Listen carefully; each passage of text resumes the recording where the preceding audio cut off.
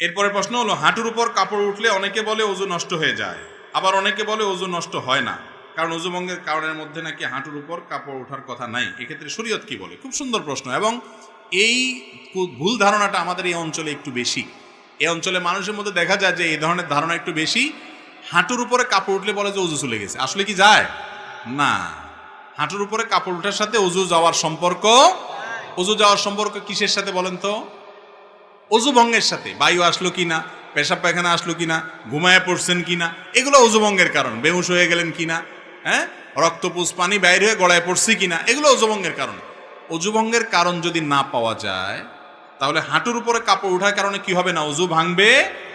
তবে যদি মানুষের সামনে, আরেকজনের সামনে হাঁটুর উপরে আপনার যার সতর যে আপনার দেখার জায়েজ নাই, ওযুখানা ওযু করতে গিয়ে এইভাবে হাঁটুর উপরে কাপড় উঠাইছেন অন্যের সামনে, ওযু না ভাঙলে কি হবে? ফরজ ভাঙে যাবে। ফরজ ভাঙা